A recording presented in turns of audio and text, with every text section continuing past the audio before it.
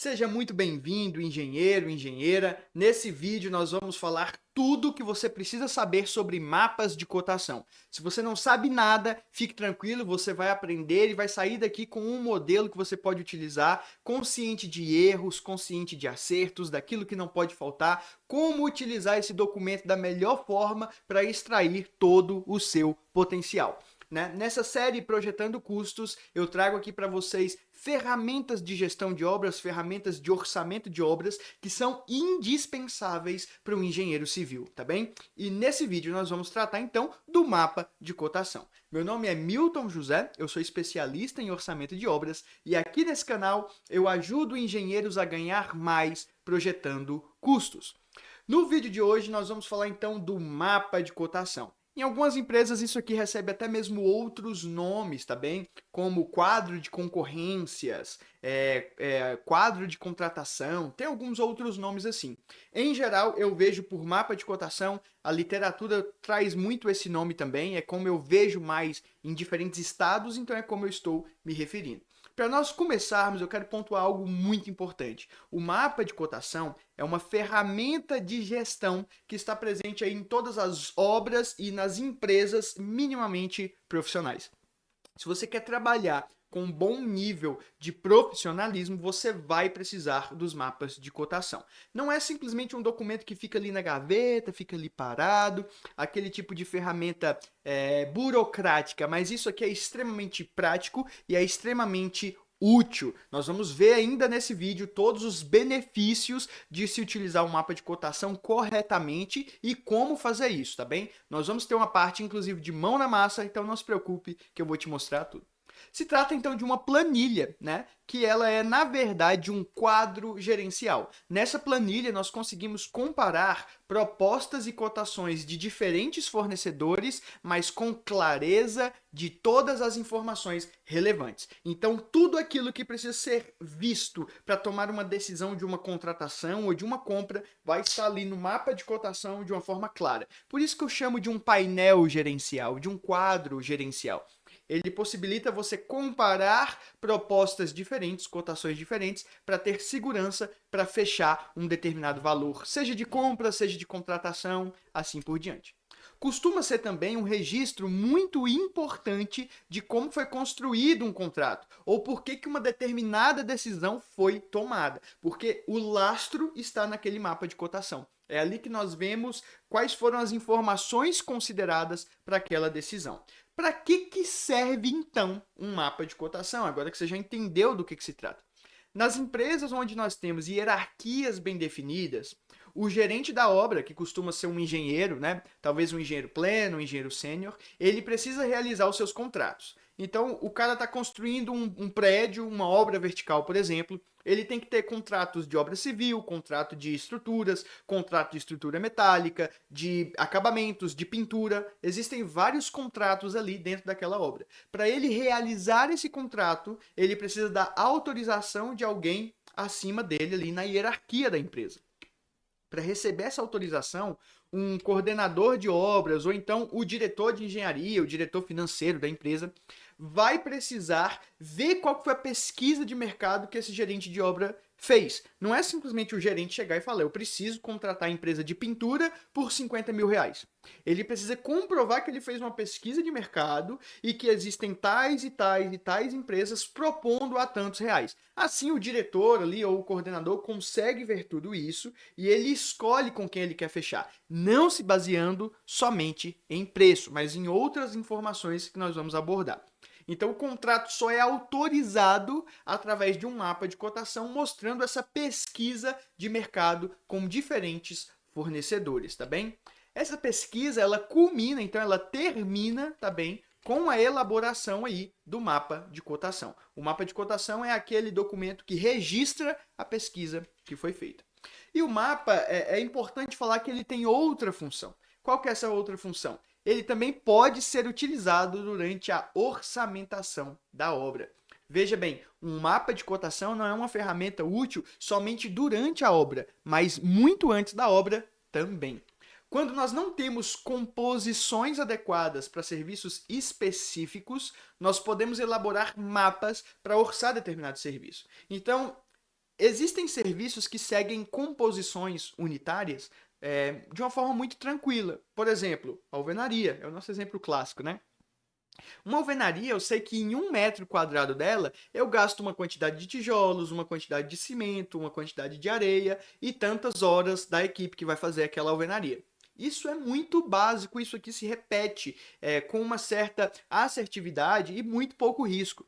Agora, quando nós falamos de serviços mais específicos, muitas vezes nós precisamos de uma cotação para embasar esse orçamento. Um bom exemplo disso seria o serviço de fabricação e instalação de esquadrias de alumínio e vidro. Esse serviço a gente até tem composições ali unitárias, que a gente mede a área, né, em metros quadrados de esquadrias e multiplica por esse valor para ter um valor ali, para ter um resultado. Mas é um valor que é feito sob medida, porque a empresa de esquadrias vai precisar pegar o projeto, desenhar as peças para entender o que eles vão perder de alumínio, como é que eles vão cortar o vidro, qual que tem que ser a dimensão do vidro encomendado, para eles conseguirem ter uma proposta realmente pronta para execução. O risco, então, é que aquela composição que você tem ali de esquadrias não reflita o valor verdadeiro de mercado, porque as empresas que executam o serviço cobrariam de uma forma diferenciada para fazê-lo. Portanto, esse tipo de serviço não é ideal que você utilize composições prontas ou aquele valor por metro quadrado pronto, mas sim peça uma proposta específica para aquela obra que você está orçando. Nesse caso, você vai precisar de um mapa de cotação, porque você não vai querer pegar somente uma proposta. Geralmente você vai pegar mais de uma, né? Pelo menos 3, para ter ali uma validade interessante do mercado, né? Uma análise interessante do mercado. Então, os mapas fazem parte do processo de orçamentação também. Dessa mesma forma que eu citei esquadrias, existem vários serviços: marmoraria sob medida, marcenaria, serralheria. Vários serviços aí são interessantes que sejam orçados através de uma pesquisa de mercado e não de composições de custo prontas, tá bem? Assim, o valor considerado em orçamento, ele é um valor com uma boa referência de mercado, é um valor atual, é um valor específico, é um valor suficientemente preciso, perfeito? Eu quero saber de você que está me assistindo, já fez um mapa de cotação na vida, já utilizou? Me conta aqui no YouTube, comenta aqui nesse vídeo, fala aí para mim que eu quero saber se você tem alguma dúvida, alguma dificuldade, comenta aí, vai ser um prazer te ajudar. Por que é inteligente utilizar um mapa de cotação? Por que é importante, né? Quais são as vantagens? E eu separei algumas coisas aqui que talvez sejam óbvias, mas precisam ser ditas. A elaboração e o uso de bons mapas de cotação traz resultados muito interessantes. O primeiro deles aqui é a equalização de propostas. Milton do céu, o que é equalização de propostas? Isso aqui é algo que faz parte da vida do engenheiro e você precisa dominar esse assunto. Equalizar propostas pode ser resumido como compatibilizar o que cada um está oferecendo. Você já viu aquele velho ditado? Compare banana com banana, maçã com maçã? É isso aqui que a gente está falando. Na equalização de propostas, nós queremos conferir se os fornecedores estão apontando os mesmos serviços ou os mesmos produtos. É muito comum, por exemplo, você mandar uma lista de materiais para um fornecedor e ele te mandar um orçamento faltando 2 ou 3 itens. Talvez ele não viu, talvez ele pulou, talvez ele não tenha esses itens, talvez ele não trabalha com esse serviço, enfim. E o outro pode, inclusive, te mandar a lista completa e incluir mais itens. Porque ele está falando, cara, você vai instalar uma chapa, então você vai precisar de eletrodo, eu já coloquei eletrodo. Pô, você está comprando perfil metálico, você vai precisar de zarcão, então eu já incluí zarcão. Os vendedores e os fornecedores de serviço costumam fazer isso. Então, nessa etapa de equalização de propostas, nós vamos colocar uma do lado da outra e vamos comparar o escopo para ter certeza que eles estão orçando exatamente as mesmas coisas e não estão adicionando ou retirando itens que vão fazer falta no nosso mapa de cotação. Muitos erros acontecem aqui na equalização de propostas. Quando eu abrir a planilha e a gente for para pôr a mão na massa, eu vou te comentar um pouco melhor sobre isso. Um outro ponto que é fundamental é a leitura clara do escopo da obra ou do escopo do serviço. Pense que você está levando um mapa de cotação para o seu diretor. Ele é um profissional muito ocupado, ele tem uma agenda cheia, ele reservou um momento para te atender e fechar o seu contrato.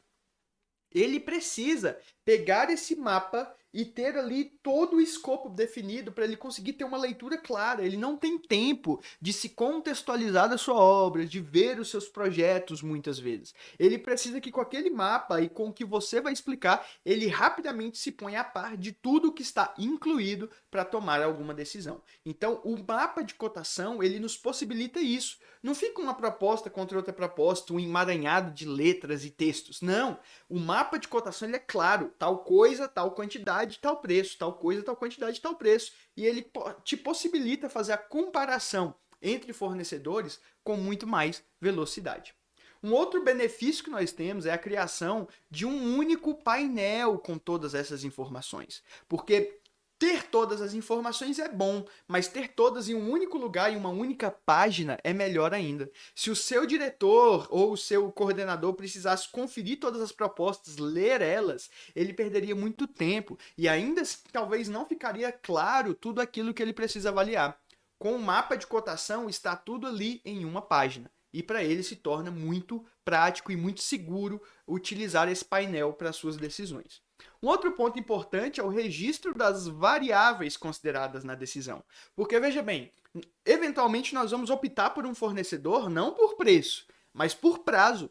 Talvez os fornecedores todos tenham um prazo muito dilatado de fabricação e nós temos ali um fornecedor que está propondo um prazo muito pequeno e nós queremos fechar com ele. Então essas informações, essas variáveis vão estar ali no mapa de cotação registradas com assinatura. E assim, quando nós precisarmos revisar por que se optou por contratar uma determinada empresa ou comprar de um determinado fornecedor, nós temos ali todas essas informações.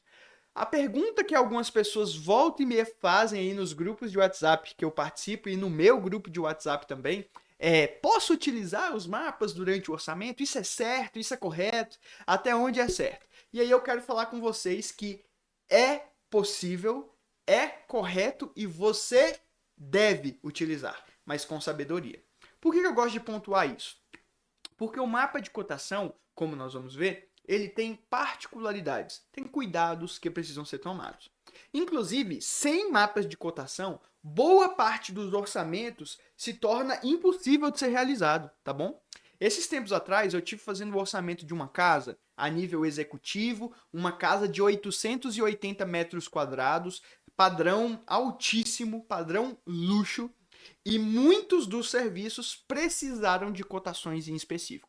Eu estou falando de algo entre 15 e 18 propostas para diferentes serviços. As portas de madeira eram feitas sob medida, o ar-condicionado era encomendado sob medida, o sistema de automação era encomendado sob medida, eles tinham sauna com equipamento específico, tinha um sistema de aquecimento específico. Naquela referida casa, a gente tinha academia, por exemplo, com equipamentos, né? Existem várias coisas que são sob medida, né? Isso sem falar os que eu já comentei: esquadria, marcenaria, marmoraria, serralheria. Esses serviços específicos que vão ser feitos ali de forma muito pontual, de forma muito específica para aquela obra, para aquele caso concreto, eles precisam de cotação. E se você não fizer um mapa de cotação, você não consegue fazer um bom orçamento. Muitos orçamentos, inclusive os que são mais complexos, eles vão exigir mapas e eles vão exigir alguns mapas ali para que o orçamento fique completo. Se você quer ganhar mais projetando custos, naturalmente você vai ter que acessar obras mais complexas. E todas essas obras mais complexas têm orçamentos com cotações. Isso é muito comum, tá? Isso faz parte do processo de orçamentação que qualquer orçamentista vive aí no dia a dia.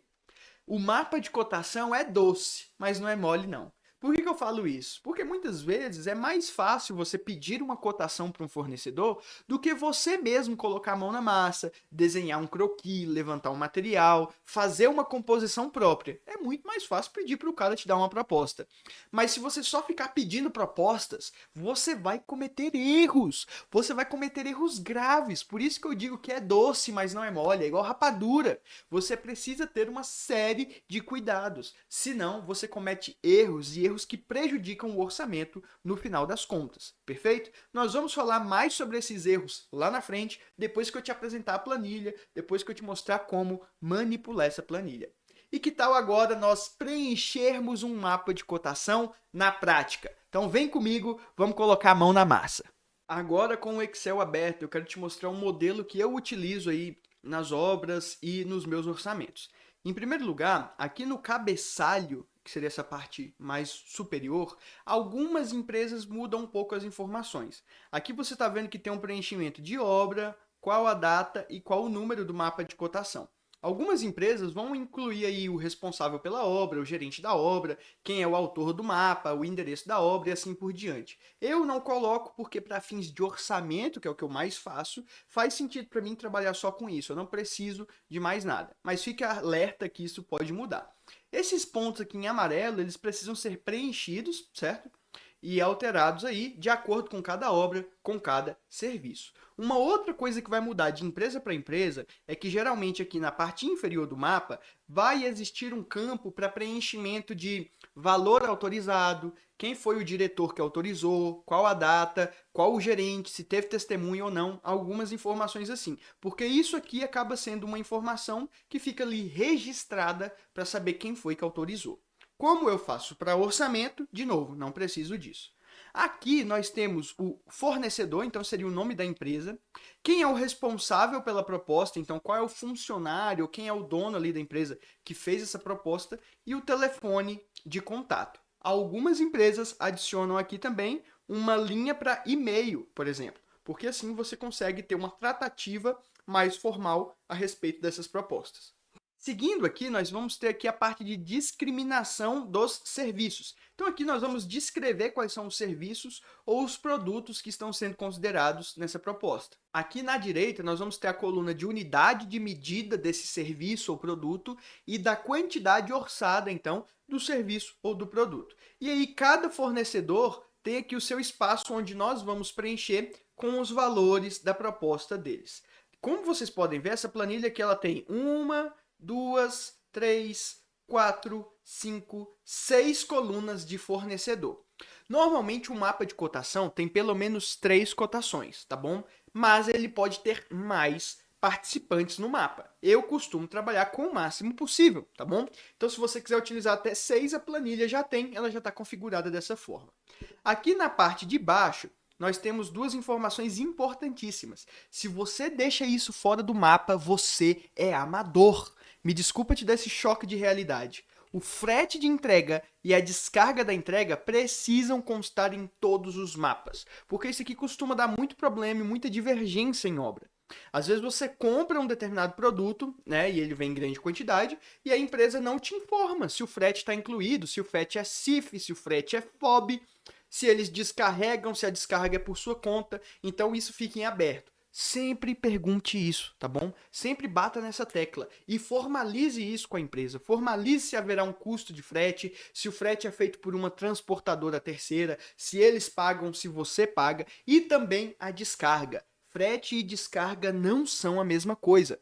Atenção nisso aqui, eu tô falando porque muita gente experiente erra nisso aqui. Se esquece, passa batido. Frete é tirar da loja e levar na obra. Descarga é descarregar o material. Às vezes, para fazer a descarga, você vai precisar de Bobcat, de Munk, de guindaste. E esses equipamentos são por conta do contratante, ou não. Então, você precisa definir isso muito bem com o seu fornecedor, perfeito? Aqui, então, nós vamos ter o total parcial, que basicamente vai ser a soma dos subtotais da proposta desse fornecedor. E depois nós temos aqui uma linha para desconto e uma linha para total final. Aqui a gente para com relação a preços. E agora nós vamos falar com outros assuntos que não são relativos a preço. Então, por exemplo, prazo de fabricação. Tem a pronta entrega ou não? Prazo de entrega. Qual que é o prazo que vai levar para fazer essa entrega? Se a entrega for por conta, né, do fornecedor. Prazo de execução em loco. Esse serviço está sendo contratado, tem um prazo de execução? Coloca aqui. Condições de pagamentos. Alguns fornecedores têm cartão de crédito, outros são só boleto, outros é somente à vista no Pix. Então, existem condições diferentes. Entrada, mais boleto, 4 boletos divididos, né, em parcelas iguais em 4 meses, enfim. Entenda as condições e traga elas para cá para compor o nosso painel. E observações aí que sejam pertinentes. Eventualmente você quer deixar alguma observação importante aí. Eu vou dar um exemplo agora. Vou preencher aqui rapidamente o mapa com alguns serviços fictícios para nós compararmos. Nesse exemplo, eu estou fazendo um mapa para a contratação do projeto estrutural de reforço de uma reforma residencial. Já preenchi aqui, então, com uma data qualquer e um número de relação, né, que a gente vai sempre crescendo para uma determinada obra. Os serviços que estão aqui discriminados são elaboração de projeto estrutural, emissão de ART, ensaios da estrutura existente, já que é um reforço, e levantamento arquitetônico da estrutura existente. Vamos colocar aqui algumas unidades? A elaboração de projeto é uma verba, a emissão de ART é uma verba, o ensaio da estrutura existente é uma verba, da mesma forma, o levantamento da estrutura existente. Já quero te adiantar que, nesse caso, frete e descarga não se aplicam. Você poderia simplesmente apagar, mas eu prefiro escrever aqui algo como NA, ou seja, não se aplica. Dessa forma, nós temos aqui o registro de que não é o caso. Depois a gente ajeita essa fórmula aqui. Eu vou preencher aqui, então, que o primeiro fornecedor é o fornecedor JS Projetos. E o segundo fornecedor é o fornecedor MO Projetos, por exemplo. O responsável aqui é o senhor José Silva. E o responsável aqui é o Milton Oliveira, para nós termos aí apenas uma comparação. Aqui, então, a gente preencheria com o telefone da pessoa, né? Da mesma forma que nós preencheríamos com o telefone da pessoa. E aqui nós colocamos os valores unitários. Por que é importante ter essa discriminação bem feita? Emissão de ART, por exemplo, alguns projetistas colocam ali no preço deles, outros colocam à parte. Então ele vai emitir o boleto do CREA, ele vai mandar para você, que é o cliente dele, e você vai pagar o boleto direto. Só que isso pode gerar um atrito lá na frente se não estiver claro aqui. Então é bom colocar todos os valores aqui. Vamos dizer que o José está cobrando 25 mil, a emissão de ART 235, o ensaio da estrutura existente ele não faz, então a gente preenche aqui que ele não faz, e o levantamento da estrutura existente ele também não faz. Já que o Milton Oliveira, o projeto dele é um pouco mais barato, 22 mil, ART 235, o ensaio da estrutura existente custa 50 mil reais e o levantamento arquitetônico ele faz por 3.500. Então nós temos aqui todas as informações, eu vou só apagar essas duas aqui, pronto. Então esse somatório está aqui, esse somatório está aqui. Olha que interessante. Se você levar para o seu diretor somente as propostas no valor de 75 e no valor de 25, ele não vai aceitar nem olhar. Ele vai ver a diferença brutalmente grande entre os valores e ele não vai querer perder tempo analisando. Tá errado. Só que quando você leva no mapa de cotação, ele já entende, olha, o projeto está aqui. Ah, a diferença está no ensaio e no levantamento, que eles não fazem. O que você poderia fazer num caso desse? Você traz aqui um outro fornecedor, como o laboratório ABC, lá do senhor João Roberto, do número tal, e aí você traz aqui que eles não fazem nenhum desses itens, mas aqui a parte de ensaio eles fazem e eles cobram 35 mil reais. Opa! E eles cobram aqui 35 mil reais. Dessa forma, só alterar isso aqui, prontinho. Dessa forma, o diretor conseguiria comparar que entre o laboratório, que faz 35 mil reais nos ensaios, e o Milton, que faz 50 mil reais nos ensaios, ele consegue ter um padrão de comparação. Aqui, ele tem as informações necessárias. A gente teria, por exemplo, prazo de fabricação, não se aplica, né? Prazo de execução também não se aplica. O prazo de entrega é o que é coerente no caso do projeto. Então, nós vamos listar aqui quantos dias. Talvez o José entrega em 10 dias. E o Milton, por conta que o escopo dele é muito maior, ele precisa de 30 dias. Já o laboratório faz todo o escopo deles em 5 dias. Então, nós temos aqui muitas possibilidades de escolha. Talvez o responsável ali vai querer contratar esses itens com o José, vai querer contratar esse item aqui com o Milton e vai querer contratar o ensaio com o laboratório, mas ele vai ter toda uma abertura a partir do mapa para fazer essa análise. Agora eu estou trazendo um exemplo diferente. Se trata da pintura interna, né, de paredes aí de uma casa, pintura de paredes internas, melhor dizendo.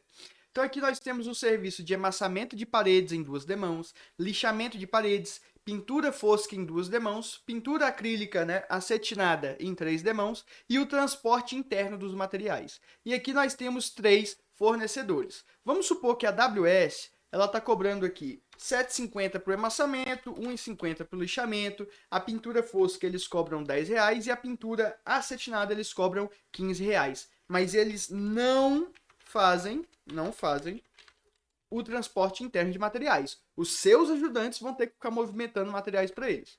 Já o Diego, ele tem uma proposta diferente. Ele cobra R$ 6,50 no emassamento, ele cobra 90 centavos no lixamento, 12 na pintura fosca e 16 na pintura acetinada. E ele inclui aqui, está incluído o transporte interno aí dos materiais no canteiro de obras. Já a JK Pintores, do João, vai fazer uns preços um pouco mais caros, como R$ 9,80, R$ 2,00, 13 aqui para pintura fosca e 19 para pintura acetinada. E o transporte também está incluído aqui. Frete e descarga, nesse caso, não se aplica, então tá escrito aqui que não se aplica, e nós temos os totais parciais de cada fornecedor. Veja, então, que o João, ele tem aqui um total parcial de 24.680. O Diego tem um total aqui de 18.890 e o Wilton está cobrando 19.150, porém ele não faz o transporte interno, então você vai ter esse outro custo. Quando nós vemos no prazo de execução, o Wilton prometeu que entrega a obra em 15 dias. Já o Diego prometeu que entrega a obra em 24 dias. E o João, ele é o mais caro de todos, porém ele falou que entrega a obra em 8 dias porque ele tem pessoal de sobra para fazer sua obra. E aqui nas condições de pagamento, o Wilton está falando em medições semanal, né, medição semanal. O Diego está falando em medição mensal. Já o João, ele está falando em entrada, mais uma parcela após a entrega. Olha só que interessante, esse mapa, ele não nos traz somente o escopo e os preços, que é o cerne do mapa de cotação, mas ele traz também prazo e condição. E quando ele traz prazo e condição, ele está criando mais camadas de informação relevante para quem vai tomar a decisão. Nem sempre vai se escolher contratar aqui, por exemplo, o Diego, que é o cara que está mais barato. Algumas vezes vamos optar pelo João, que é o que está mais caro, mas porque ele garante que ele entrega em 8 dias e ele não tem rolê de medição. Ele só vai receber a medição dele quando ele entregar. É claro que ele está pedindo uma entrada e você precisa definir qual que é essa entrada para ter segurança, mas aqui nós temos um padrão de condição de pagamento e de prazo que pode agradar mais o gestor, o gerente. Pessoal, cada diretoria tem um determinado tipo de escolha, principalmente no caso concreto. Eventualmente, essa casa que está sendo construída está muito atrasada e nós precisamos de uma pintura rápida. Não dá para contratar o Diego. Embora ele seja o mais barato, ele está pedindo 24 dias. Ele tem uma equipe pequena, ele trabalha numa velocidade mais devagar. Não dá para trabalhar com ele nesse caso. Então são análises que a nível gerencial, certo? Que a diretoria ali ou o coordenador da obra vai avaliar. Eventualmente, se a obra é sua e você está trabalhando sozinho, você monta esse mapa para que você avalie isso e registre como que você tomou essa decisão de contratação. Voltando agora então para o nosso slide, eu quero te mostrar o que não pode faltar em um mapa. E eu já estou deixando aqui aberto para você tirar o print e salvar essas informações. Aproveita então que você vai tirar o print dessas informações aqui e clica no gostei também, deixa o seu like para valorizar esse trabalho. Isso vai me ajudar a entender que o conteúdo agregou para você e vai ajudar o YouTube a entregar isso para mais e mais engenheiros, para nós termos obras de muito melhor qualidade no nosso Brasil, beleza? Então aqui eu trago para vocês coisas que não podem faltar. Nome, contato, telefone é básico, mas precisa ter. Se o seu diretor receber o mapa e ele precisar dessas informações para negociar com cada uma daquelas empresas, ele vai te cobrar isso aqui. Então é básico, não erra nisso. Escopo, quantidade e unidade de medida, também acho que eu nem precisaria falar, mas precisa ter. Muita atenção nesse escopo, muita atenção nesse escopo. Nós queremos comparar banana com banana, maçã com maçã. Se você está orçando uma porta, um fornecedor não pode falar que é uma porta oca e o outro fornecedor falar que é uma porta maciça. Não é a mesma coisa. teriam que ser duas linhas diferentes. Uma linha para a porta oca e uma linha para a porta maciça. São coisas distintas. Então tenha muita atenção nisso. Da mesma forma, quantidades. Eventualmente, você quer orçar 1.000 metros quadrados de porcelanato. O vendedor vai lá e, na maior boa-fé, adiciona 10% de perda. E ele te manda uma proposta de 1.100 metros quadrados de porcelanato. Então, você precisa avaliar sempre isso. As unidades, as quantidades e o escopo das propostas que você receber antes de trazer para o mapa de cotação. Valores unitários e valores totais. Tenha atenção a isso. Parece bobeira, mas às vezes tem uma fórmula errada, o somatório está errado e isso prejudica a avaliação do mapa. Então sempre faça uma dupla conferência disso na hora que você lança e quando o mapa fica pronto, apenas por segurança mesmo. Outra coisa muito importante, descontos aplicados. Se o fornecedor te mandou uma proposta de 20 mil, mas em telefone ele já te deu ali um desconto de R$ 2.000, anota no mapa de cotação. Existe um campo chamado desconto para você registrar essa informação. O diretor precisa ter essa informação, porque muitas vezes ele quer negociar aquilo e ele vai saber se já houve um desconto ou se ele é o primeiro a negociar. Então isso precisa estar no mapa. Condições de pagamento e prazos são informações que destoam dos preços, mas precisam constar no mapa, tá? Porque elas são informações importantes para o fechamento e para a contratação. Frete e descarga, já falei para vocês e volto a falar, é essencial que esteja, mas também observações pertinentes, tá bom? Eventualmente, ali naquele exemplo dos projetos, por exemplo, você vai ver que 2 projetistas trabalham com BIM e um projetista só trabalha com AutoCAD convencional. Nesse caso, você precisa deixar essa observação. Isso é pertinente, isso é relevante. Talvez o seu chefe vai querer economizar e ele vai optar pelo cara que trabalha com convencional. Mas talvez a sua empresa já tenha uma diretriz adotada de só contratar projetos em BIM. Nesse caso, aquela terceira proposta, ela só serviria para balizar valor, porque ela seria descartada. Nós não contrataríamos aquele que trabalha com AutoCAD. Outro ponto importante de nós abordarmos ainda nesse vídeo é os erros, né? Nós precisamos falar aqui dos 6 principais erros que eu vejo acontecendo em muitos mapas de cotação. O primeiro é não enviar o escopo para o fornecedor. Você manda o projeto e espera que ele te devolva da forma como você quer. E isso é um erro. Por que isso é um erro? Porque você está mandando, está esperando que ele mande adequado, não vai dar certo. O correto é você enviar para ele os projetos e a lista do escopo que você quer. Você já manda para ele exatamente como que ele tem que dar preço e em quais quantidades. Você já fala para ele, eu quero um orçamento para 600 metros de pintura acrílica, eu quero 250 metros de pintura fosca e tantos metros de amassamento, por exemplo. Você já delimita o escopo. Dessa forma, você tem certeza que todos os fornecedores vão te mandar banana com banana, maçã com maçã, exatamente o escopo que você quer e vai te poupar muito tempo no processo. É sério, confia em quem faz mapa de cotação todos os dias. Isso vai te poupar muito tempo. Outra coisa que é um erro muito comum está aqui, ó, não enviar todas as informações antes. Se você quer pedir uma cotação para um fornecedor, manda tudo que é relevante.